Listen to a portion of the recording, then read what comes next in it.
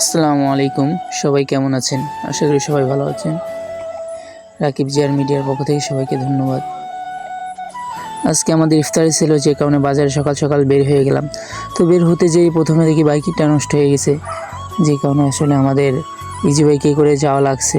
তো আমাদের বাজারটা ছিল একটু দূরে। তো এখন চলে আসছি মুরগি কেনার জন্য প্রথমে।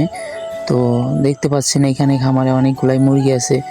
তো আমাদের সবগুলোই লাগবে এভারেজ আমাদের 35 কেজি 30 কেজির মতো লাগবে।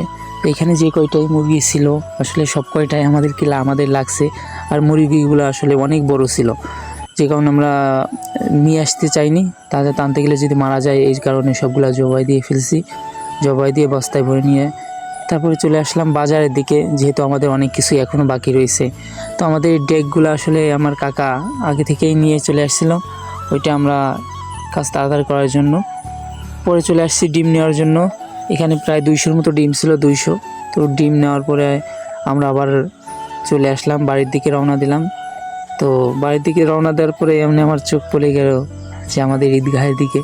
দেখতে পাচ্ছেন, দূর থেকে বোঝা যাচ্ছে না, তারপরও আমাদের ঈদগাহে প্রতি বছরই আমরা ঈদের নামাজ পড়ি। তো এই বছর পড়বো ইনশাআল্লাহ, আল্লাহ যদি তৌফিক দেয়।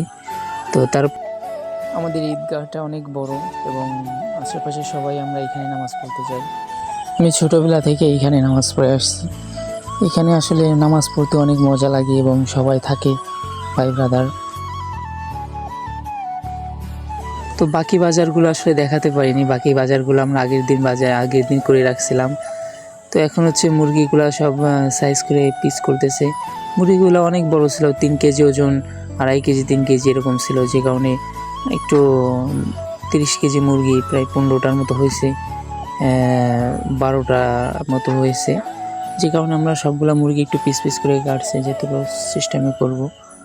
তারপরে আমরা রোজ সিস্টেম করছি, প্রতি পিস 12-14 পিস করে করছি। তো এগুলো আসলে ভালোভাবে কেটে ভালোভাবে ধুইতে হবে। তো বাবুর্চি চলে আসছিলো, বাবুর্চিরাই সব কাজ করতেছে, আমাদের করা লাগতেছে না। তারা কিন্তু রান্না বাড়া আসলে শুরু করে দিছে। গাইছে অনেক রোদ ছিল, যে কারণে আমরা আসলে যেতে পারিনি বাইরে, অনেক রোদ ছিল, আর যারা রান্না করছে তাদের খুব কষ্ট হয়েছে। তো আসলে ভিডিওটা সেরকমভাবে করতে পারিনি, খুবই কাজ ছিল, যে কারণে অবশেষে আমাদের রান্নাটা হয়ে গেছে।